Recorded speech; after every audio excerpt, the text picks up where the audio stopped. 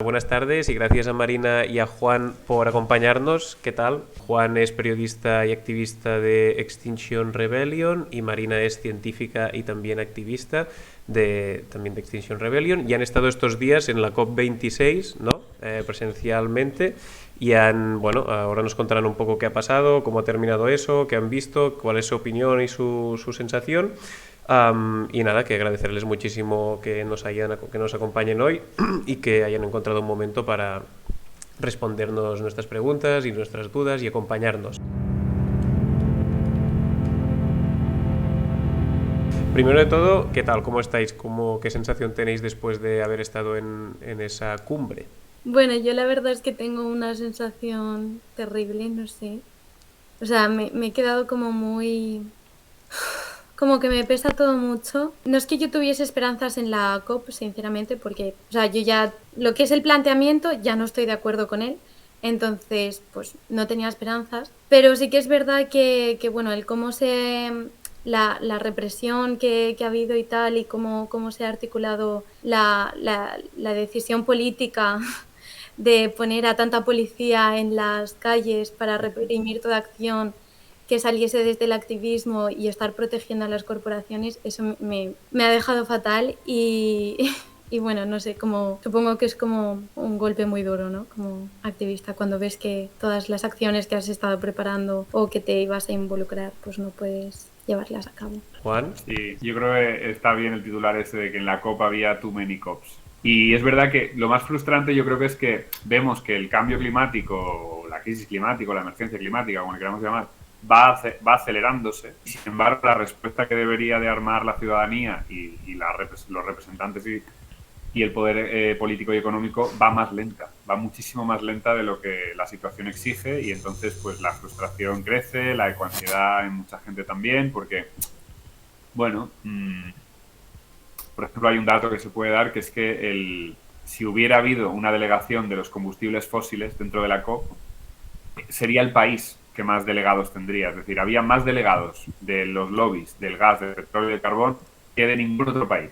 Brasil, que era el segundo país, o sea, el primer país que tiene más cantidad de delegados en la COP, habría quedado por detrás. Y esto te da una idea de lo que hay ahí. Ahí hay mucha gente dejándose el lomo para que las negociaciones vayan por buen camino, porque no todo el mundo está vendido, digamos, a los intereses de los lobbies, pero sí que hay una gran cantidad de gente que está ahí simplemente para hacer de cabildero del poder, de los combustibles fósiles y mantener las cosas como siguen, como están. De hecho, de esto teníamos como por aquí una noticia preparada, que es esta que decía, la de carne cruda, que decía exactamente esto, ¿no? Que el lobby de los combustibles fósiles tiene más representantes en la COP26 que cualquier país asistente. Y el cuerpo, ¿no? Es un poco lo que explicabas, que lo comentamos la semana pasada y es como demencial y, bueno, también es una muestra más de cómo funciona el mundo y de cómo funcionan este tipo de cumbres, que yo personalmente siempre soy bastante escéptico, pero, bueno, tampoco hay que despreciar la lucha que llevan otras compañeras activistas en estas cimeras. Y dice, bueno, el cuerpo de la noticia, un poco la entradilla, dice: el lobby de los combustibles fósiles tiene más representantes en Glasgow que cualquier país asistente y más que la suma de los 8 países más afectados por el cambio climático. Bueno, esto, lo que decía Juan, lo que decían Juan y Marina ahora. Y bueno, es como bastante fuerte, pero a la vez también como declaración de intenciones y de un poco cómo intervienen aquí como todos los lobbies y los engranajes del poder, ¿no? Y las presiones de sectores que tienen mucho poder y mucho dinero, como son la industria petrolera y los lobbies de los combustibles fósiles. Mi pregunta, para situarnos un poco, es ¿qué es el COP26 y cómo ha ido, cómo ha acabado, cuáles son los acuerdos los que se ha llegado, si es que se ha llegado a alguno? La COP se llama COP porque es Conference o Conference of the Parties, ¿no? Conferencia de las partes, que ha habido mucha coña con el juego de palabras, porque claro, lo de COP da para hacer otro tipo de siglas. Lo que has comentado es verdad que un poco por ahí, es decir, no hay mucha esperanza en este tipo de cumbres, igual que tampoco la había, por ejemplo, en el primer informe del IPCC, que estaba muchísimo más infiltrado por el lobby de los combustibles fósiles, o no hay mucha esperanza pues en las asambleas ciudadanas que van a empezar ahora en breves, pero son procesos que se tienen que ir, digamos, confiando en el propio proceso, porque es verdad que los acuerdos que se han logrado son absolutamente insuficientes, pero no tener el acuerdo de París, por ejemplo, de la cumbre de 2015, o no tener los pocos acuerdos que se han conseguido lograr hoy, en esta ocasión sería aún peor que lo que tenemos, ¿no? Lo que se ha aprobado básicamente, por ejemplo, reducir el nivel de metano, de las emisiones de metano, reducir el carbón. Lo que pasa es que lo que sí que se ve es que hay como varios sectores de países, digamos grupos de países que se enfrentan unos con otros, porque en la transición energética, que se está complicando mucho ahora con la crisis de suministros, que todo el mundo está más o menos ya viéndola venir, digamos que hay países a los que les interesa que su energía matriz, creo que la energía que más les importa, no se vea más tan perjudicada como otra, ¿no? Por ejemplo, Francia está haciendo mucho lobby para que la energía nuclear sea considerada de transición, Alemania está haciendo lo mismo con el gas, la India ha sido la que más ha retrasado el acuerdo con el carbón porque su industria y su vida prácticamente dependen del carbón, y luego, por ejemplo, Rusia pues aboga mucho por no prohibir el metano porque depende del gas natural, o sea que al final cada país como que vela sus propios intereses. Y ahí está el resultado. El resultado es que los acuerdos siempre son, casi se puede decir que el mínimo común denominador de lo que realmente es necesario conseguir. Claro, pues sí, pues lo que se ha comentado ya es como una cumbre, ¿no? Donde se reúne al final esa clase política y de todos los países, ¿no? de Naciones Unidas. Esta es la COP26 porque significa que ya ha habido 25 COPs que han fallado previamente, ¿no? Con las que no se ha logrado pues llegar a esos objetivos o estar alcanzándolos, y en las que las exigencias no se ha dibujado correctamente el camino, ¿no? Y como me parece súper importante también recalcar un poco quién está tomando las decisiones aquí en esta COP, ¿no? Porque al final no están siendo las propias comunidades que se están viendo afectadas las que están marcando los ritmos para esta transición ecosocial que se necesita, sino que están siendo pues sí, la clase política con toda la presión de esos lobbies y del decir, uy, pues esto a lo mejor no me conviene ahora mismo, pero es que a lo mejor te conviene menos todavía pues todas las catástrofes que se pueden derivar de esta crisis climática y social y bueno, todas sus dimensiones. Y también hubo un par de acuerdos más, ahora que venía a mente, para intentar conservar mayor número, o sea, la deforestación, evitarla. Hay un acuerdo también para intentar reducir para prohibir directamente la fabricación de coches de combustión para 2035. Hay una alianza de 2 o 3 países con África y creo que es Dinamarca, abogando ya por la prohibición de los combustibles fósiles, pero de momento son pequeños movimientos y no dan. Es decir, hay una propuesta, por ejemplo, que era muy demandada por los mercados de carbono y tal. Sería entrar en tecnicismos, pero vamos, que se quedan siempre muy por debajo de lo que sería necesario si es que algunos de esos acuerdos llegan a aplicarse, porque, por ejemplo, hay un ejemplo, yo creo que es muy claro, de hasta qué punto los acuerdos de la COP hay que cogerlos también con pinzas, ¿no? En 2009, en la cumbre de Copenhague, se acordó que iban a destinarse, creo que eran 100 billones americanos, 100.000 millones de dólares a los países menos desarrollados. Habría que ver esta palabra realmente, sí, habría que igual revertirla, y los menos desarrollados en lo importante somos más bien nosotros. Pero no se ha cumplido. Desde 2009 seguimos esperando que esa propuesta se materialice. Nunca se llega a lo que se acordó ya en 2009, con lo cual, pues bueno, hay bastante gente que está definiendo esto a la gente que está un poco en los lobbies de la COP como retardistas, ¿no? Que lo único que pretenden es retrasar al máximo posible la acción necesaria porque afecta a sus intereses de privilegio y de clase. Sí que creo que de los combustibles fósiles como que se ha estado hablando bastante, ¿no? Y de esta reducción de emisiones y la transificación a un sistema más basado en energía eléctrica, o sea, como todo más que no dependa de combustibles fósiles. Pero es que también me frustra muchísimo este tema porque creo que también se palpa como pues eso, a los lobbies que están ahí presentes, como presionando y que se van a beneficiar de toda esta transición y que no le veo sentido a estar hablando de una transición energética sin estar hablando también como de un traspaso del poder, ¿no? Que deje de estar el poder o el beneficio en pues Scottish Power, que era una de los sponsors de la COP26, que para quien no lo sepa, Scottish Power es Iberdrola, pero en Escocia. Y es como, pero vamos a ver, o sea, ¿qué sentido tiene esto, no? O sea, si vamos a hacer una transición energética, pues que también sirva para empoderar a las propias comunidades, para que cada vez haya más autonomía y más autosuficiencia, que es lo que se va a necesitar en los escenarios que nos esperan. Pero claro, si al final solo hablamos de esta transición energética como una cuestión de cantidades, de la necesidad de reducir emisiones, pero nos olvidamos de estos otros aspectos que son tan importantes, creo que esto también va a conllevar muchísimo sufrimiento y no sé, me frustra mucho. Quería traeros una noticia por aquí que es segurísimo que ya lo habréis comentado en su momento, que es que, Boris Johnson, ¿no?, anfitrión de esta cumbre y primer ministro de Reino Unido, pues se fue de la COP, ¿no?, en jet privado, evidentemente, para asistir a una cena de amigos en medio de la cumbre, ¿no? Y después, como ahora cuando ha terminado esta cumbre, este COP, dice que el acuerdo está teñido de decepción. ¿Cómo lo recibisteis este jet privado de Boris Johnson en medio de la cumbre para asistir a una cena con amigos y que después diga que el acuerdo final está teñido de decepción, que está triste un poco por lo que se ha llegado? Es que pues mucha frustración, sinceramente, es que es como constatar su posición de privilegios. Yo parto de aquí, los acuerdos han sido súper decepcionantes, ¿no? Y es como todos discursos manchados de greenwashing, de como, oh Dios mío, sí me preocupa muchísimo esto, pero a la vez yo no renuncio a mis privilegios, no sé. Y cuando previamente a este viaje, él ya había hecho declaraciones del tipo diciendo que iba a ser necesario el repartir los recursos, que era como un estado de guerra.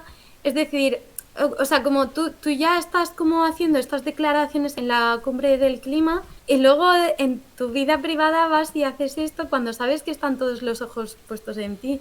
No sé, yo incluso he escuchado como a gente de allí de Escocia, mi anfitriona, que dijo que pensaba que a lo mejor de alguna manera como que estaban mandando un mensaje un poco a sus votantes de como no os preocupéis que yo estoy diciendo esto pero que vais a poder seguir volando, no sé. Es que ya me planteo porque es que es ridículo, le estaba mirando todo el mundo. Y es muy increíble porque hubo un eslogan que se hizo muy viral, que de hecho Greta Thunberg también lo replicó en una conferencia, era como Build Back Better, ¿no? O sea, construir otra vez, mejor, de nuevo. Era una especie de anuncio con el Green New Deal británico que se le dio una cantidad de fondos bastante de risa y yo creo que en el fondo no me acuerdo de quién era el estudio este que es famoso de entre 3 y 7 contradicciones de una persona sana. Si tienes menos de 3, igual eres un poco un fanático y si tienes más de 7, pues eres un hipócrita. Bueno, claro, irte en jet privado de la cumbre del clima vale como 7 contradicciones ya, de por sí ya de entrada ya eres un hipócrita absoluto. Entonces, pues bueno, el tener contradicciones a mí no me parece mal, entre comillas, porque no creo que sea justo que le pongamos, digamos, la presión a las personas individualmente, tanto como al sistema que ha provocado que esta situación sea la que es, pero está claro que hay que predicar con el ejemplo, con lo cual, pues cualquier cosa que hagas de este estilo, pues no solo es criticable, sino que es un poco lo que Marina dice, que igual ahí hay algo que no se nos dice y que está un poco como implícito en la acción, porque es verdad que Boris Johnson hasta hace poco era negacionista del cambio climático y de repente cuando la tostada ha dado la vuelta y ya no está bien visto ser negacionista, pues ya se ha convertido a este ecologismo de disfraz que que yo lo definiría como un artículo que hicimos con Antonio Turiel de negocionista, es decir, ahora a ver qué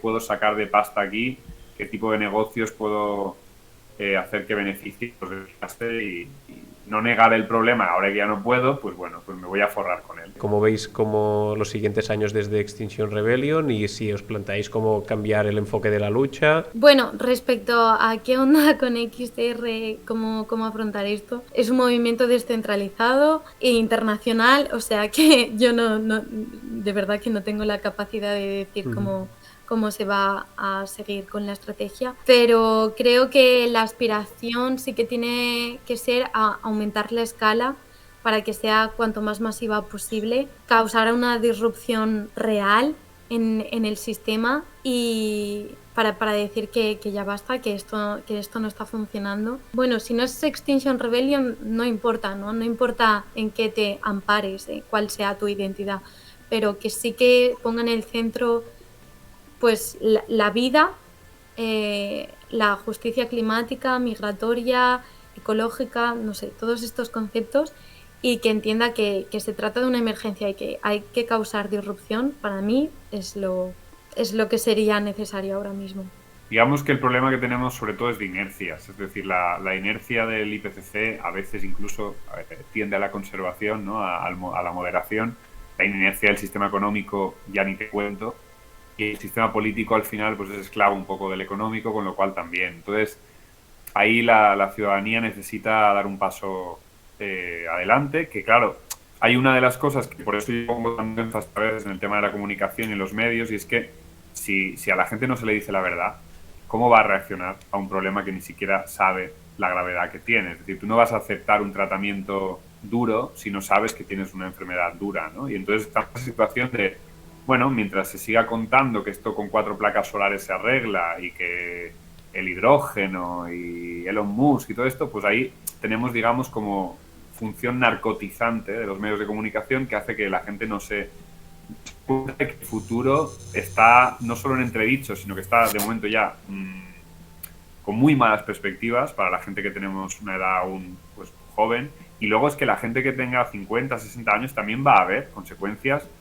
muy graves y además irreversibles, es decir, lo de los puntos de no retorno está ahí. Concretamente aquí, pues sí que es como un poco en un futuro próximo, no, o sea, no quiero que parezca que lo de en un futuro es como en 2050 para cuando se están poniendo todas las agendas políticas, pero bueno, sí que es como en cierto futuro, bueno, vale, lo cojo, pero es que ya hay muchísimas comunidades del sur global que lo están sufriendo. Es que el otro día estaba también como viendo como un testimonio de una persona de una comunidad indígena y que estaba diciendo, es que por favor, es que miradnos a la cara, es que esto ya nos está afectando, es que esto lo llevamos sufriendo desde hace mucho tiempo. Cuando habláis de en un futuro, es que es precisamente porque no nos estáis teniendo en cuenta, porque nos estáis ignorando y porque... Bueno, iba a decir porque os la sudamos, pero eso creo que no lo dejo así. Es un poco un componente que estoy aportando yo, pero entonces como también la importancia de traer en consideración a toda esta parte que ya está siendo afectada del sur global y de que pasen a estar también en el centro de las políticas, ¿no? Pues, esto liga mucho con una pregunta que también nos quería hacer, que también es otra idea que se escucha bastante, que es esta, ¿no? De que la lucha climática al final también es lucha de clase, ¿no? Porque al final las personas que más van a sufrir, bueno, ya lo están haciendo desde países del sur global. No sé si te referías con esto no sé si era el presidente de Kiribati o primer ministro de Kiribati o Tuvalu, que son estas islas del Pacífico que ya, bueno, salía con el agua por las rodillas el presidente o el primer ministro haciendo un comunicado. Y países del sur global lo están sufriendo, pero también personas de clase trabajadora de todo el mundo pues van a ser las que menos acceso a alimentos van a tener cuando estos escaseen, menos opciones tendrán para migrar hacia zonas más habitables, ¿no? Y vincular esta lucha climática con lucha de clase creo que también es muy importante y también está fuera como del debate o de de este tipo de cumbres como el COP26. Sí, completamente. Ahí, respecto, por ejemplo, de las indígenas, hay un dato que a mí se me quedó grabado y que me parece como muy simbólico de el 80% de la diversidad biológica que aún disfrutamos, que nos está salvando de otras peores consecuencias como pandemias o la crisis climática, la sostiene el 5% de la población mundial, que son todo, pues eso, pueblos originarios, pueblos indígenas. y los países peor parados de la crisis climática obviamente van a ser los más pobres, que son los que menos han contribuido. Y de alguna manera yo creo que como que esto Marina ha dicho una palabra que a mí, una fecha concreta que se ha hablado mucho en la COP, que es 2050. ¿No? Es como que el gran mantra ahora mismo es emisiones cero netas para 2050. Lo cual, desde un punto de vista, digamos, científico, es una imposibilidad prácticamente termodinámica. Va a ser muy complicado llegar a tener emisiones cero netas, pero es que aún así tampoco es, digamos, la solución. Porque además tenemos un problema con lo de las emisiones cero netas y es que se basan en otro pensamiento mágico y es que vamos a ser capaces de capturar y secuestrar el carbono mediante mecanismos de tecnología que están aún por inventar. Es decir, todo lo que propone, digamos, el norte global son parches de nicotina para seguir siendo un adicto a los combustibles fósiles y para, digamos, no aceptar el cáncer, casi se puede decir, o la gran enfermedad que tiene ya, porque al final el cáncer no es ni más ni menos una célula que descontrola su crecimiento. Es decir, es que es la mejor metáfora casi posible para lo que estamos haciendo, y es que queremos crecer tanto en el aparente bienestar que nos vamos a cargar el verdadero bienestar, ¿no? Entonces, yo creo que ahí no hay más que mirar a esos pueblos indígenas y, digamos, países que se han conseguido adaptar a su entorno con muchísima menos tecnología que el nuestro y decir, ole, gracias, voy a intentar imitaros, voy a intentar aprender de vosotras y de vosotros porque que vamos, inevitablemente tiene que parecerse mucho más al vuestro que al nuestro. Y por poner una nota, digamos, de positividad, yo creo que sí que hay recursos para hacer una transición justa y que no sea, digamos, esto un Mad Max ni nada que se le parezca, porque, por ejemplo, si hiciéramos una red climática, que es empezar a recaudar y a redistribuir la riqueza radicalmente y luego repartirla, de tal manera que, oye, se ponen impuestos a las actividades más contaminantes, ¿no? Pues imagínate el que se le pondría al privado de política. Y coges y ese capital que consigues recuperar, digamos, lo redistribuyes, a poder ser sin pasar por el Estado incluso, a las capas más bajas de la población, directamente. Así que va a asumir una renta de transición muchísimo más fácil y no van a haber chalecos amarillos y todo sería como más asumible. Y de la otra manera, cualquier transición que vaya contra los intereses de clase popular es que se va a encontrar al pueblo enfrente. Y es aquello, hay una frase de Chico Méndez que decía esto de el ecologismo sin lucha de clases es jardinería, ¿no? Y es que es un poco, estamos en esa situación y a la vez es la misma pero al revés. Es decir, la lucha de clases sin ecologismo pues también es productivismo o es seguir con los negocios como siempre, aunque con una perspectiva un poco más aparentemente justa, pero el problema sigue estando ahí y es que hemos llegado a los límites del crecimiento, que es algo que se sabe desde hace 50 años, ¿no? Y ahora es cuando se están empezando a notar las consecuencias. Así que nos toca cambiar. Marina. No, sí, muy, muy de acuerdo. O sea, creo que sí, o sea, yo considero sinceramente que si desde el norte global se ve como tanta imposibilidad es porque todavía consideramos que no lo estamos sufriendo al mismo nivel que se está sufriendo en el sur global. Si lo estuviésemos sufriendo a ese nivel, yo creo que se estarían moviendo muchos más, no sé, recursos para que eso pasase. Y no sé, ha pasado con el COVID, puede pasar con esto. Es cuestión de voluntad política, de cambiar el sistema desde sus raíces para que los lobbies no tengan tanta capacidad de presión sobre el cómo debe de ser y que sí que tengan capacidad de presión pues las comunidades vulnerables. Entonces, no sé, yo creo que es posible y para mí lo del COVID pues es como una constatación. Os quería preguntar, también ligado con esto, a algo que se ha comentado también por el chat muy interesante, que hasta qué punto hay el riesgo de caer en posiciones o discursos o tendencias ecofascistas, ¿no? En plan, bueno, si no se puede vivir o no podemos vivir todas las personas con este estilo de vida porque implica un impacto medioambiental, ¿no? Una huella de carbono demasiado alta, pues vamos a ser menos... En lugar de rebajar nuestro nivel de vida y adaptarlo o hacerlo sostenible con el planeta y con los otros seres con los que vivimos, es como, no, pues haremos lo contrario, seremos menos personas y seguiremos viviendo igual, ¿no? ¿Veis que hay riesgo de esto, de estas posiciones o de estas ideas? Vale, a ver, yo creo que el ecofascismo, el riesgo más grande es seguir como estamos. Es la respuesta más simple que le podría dar a esa persona, porque, por ejemplo, en Francia ahora mismo hay un tipo, Eric Zemmour, que ha adelantado por la derecha a Marine Le Pen.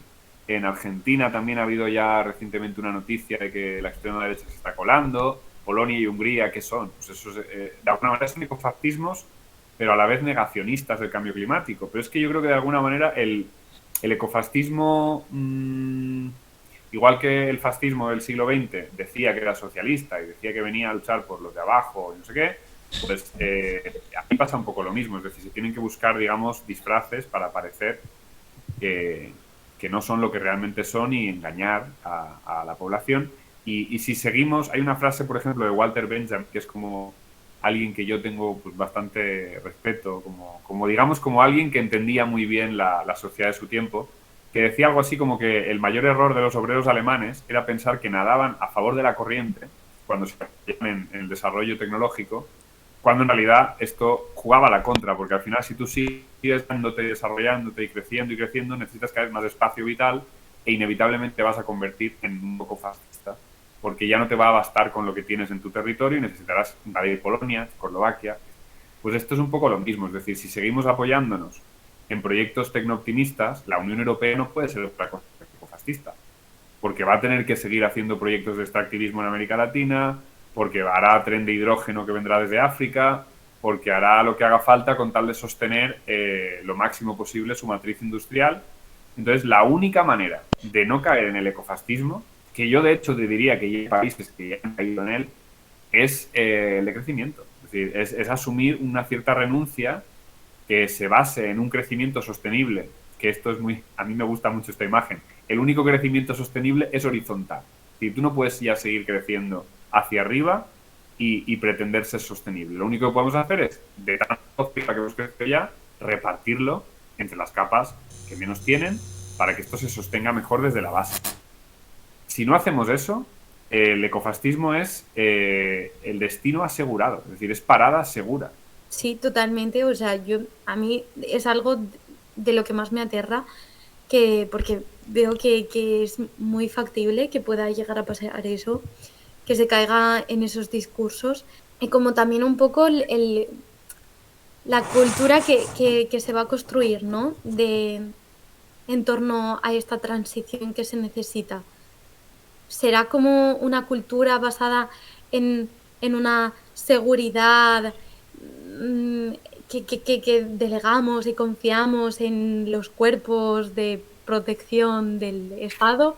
¿O será como una cultura de los cuidados, de decir, vale, vamos a estar o sea, que poner la vida en el centro, entendiendo por vida también lo que la sostiene, como por ejemplo el agua, y decir, lo importante es que todas estemos bien. Y si no estamos todas, entonces vamos a revisar a quién nos estamos dejando. O sea, yo creo que es súper importante que revisemos un poco cómo se está haciendo esta transición continuamente, y por eso me parece súper importante tener en consideración cómo se aborda desde el panorama político, ¿no?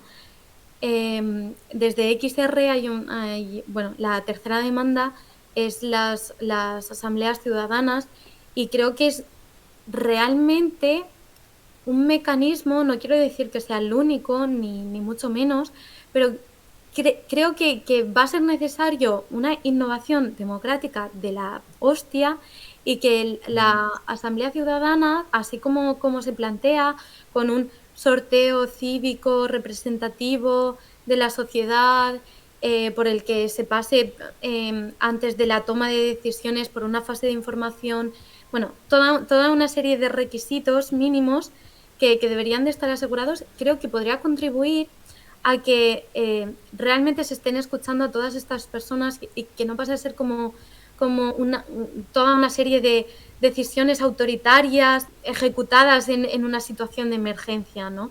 Claramente podrían derivar en ecofascismos por intereses propios y privados, etcétera. Y ya para ir acabando, que ya hacemos la hora, podríamos seguir hablando mucho más del tema porque hay cosas, como muchos aspectos que hablar, y tiene como muchas caras, ¿no?, este problema, pero gracias por explicarnos vuestra visión. Se pregunta por el chat que, bueno, por lo de siempre, ¿no? Que al final vemos que hay un problema y que qué podemos hacer a nivel individual para combatirlo. Ya sabemos que esto es, como ya habéis dicho, es un problema muy grande que viene de muchos años de un sistema económico y productivo basado en el consumo, ¿no? La quema de combustibles fósiles constante y creciente, y por lo tanto cambiar esto individualmente es imposible, no tenemos este poder, pero sí que se pregunta por posibles soluciones o actos que podamos hacer para intentar revertir esto o para intentar prepararnos para cuando los efectos lleguen a mucha más gente o sean como mucho más fuertes, ¿no? ¿Qué pensáis de esto? Venga, va, me lanzo. Yo creo que el tema de las acciones individuales, la más de todas es apuntarte a un movimiento que trabaje estas cuestiones, enriquecerte día a día de la inteligencia colectiva, de cooperar con gente que está, digamos, preocupada por las mismas historias que tú, y de verdad que aprendes arameo antiguo en muy poco tiempo y que el trabajo por ahí, es decir, es mucho más importante tener capacidad de cooperar y de trabajar en equipo y de apuntarte a un movimiento climático que dejar de consumir según qué cosa. Que lo otro también es importante, claro que sí, hay que predicar con el ejemplo y cuanta menos carne se consuma mejor, cuanto menos combustibles fósiles uses en tu vida, pues más preparada vas a estar para lo que va a venir indefectiblemente. Pero de verdad que, por ejemplo, Marina, cuando ha comentado lo de las asambleas y lo ha relacionado con el ecofascismo, ha dado un poco en el clavo, es decir, son vacunas. Es decir, si hay una vacuna para el ecofascismo es los mecanismos de democratización radical de la política. Yo, además, en mis sueños así más húmedos, por ejemplo, no es casual, esto había un estudio que lo decía, de que no es casual que en el norte no haya asambleas constituyentes. Es decir, que ya se ha perdido esa sana tradición de que el pueblo reescriba la Constitución porque vivimos casi demasiado bien. Y entonces, pues te tienes que ir a Chile y ver que tuvieron 2 años en las calles para conseguir lo que han conseguido ahora, que es una asamblea constituyente que va a cambiar la Constitución y demás, ¿no? Pues igual tenemos que pasar a la acción hasta ese punto.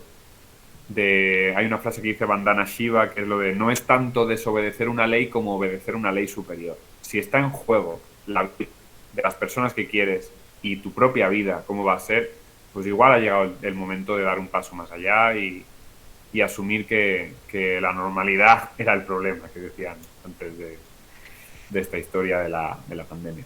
Lo que son cosas individuales, pues lo que tu acción individual que más impacto vaya a tener, yo creo, o trascendencia, yo creo que es construir comunidad. Construir comunidad con tu entorno, tejer de verdad y fortalecer, tanto a nivel de cuidados y de apoyo, porque esto es muy duro y solo o sola o sole no tiene sentido pasar por ello, como a nivel de mecanismo de presión se multiplica. Y un poco también en la línea de lo que se ha comentado antes, de no asumir y de no creernos este individualismo, ¿no? De que solas vamos a cambiar los problemas del mundo. O sea, yo a nivel personal pues soy vegana porque considero que es lo que más se alinea con mis principios y no sé, como muchas otras cosas, ¿no? Yo qué sé, no compro ropa de tal, pero tampoco quiero poner el peso en el individuo al contestar en esta pregunta. Entonces, pues construye muchas comunidades resilientes. Súper, pues muchas gracias por todas las explicaciones.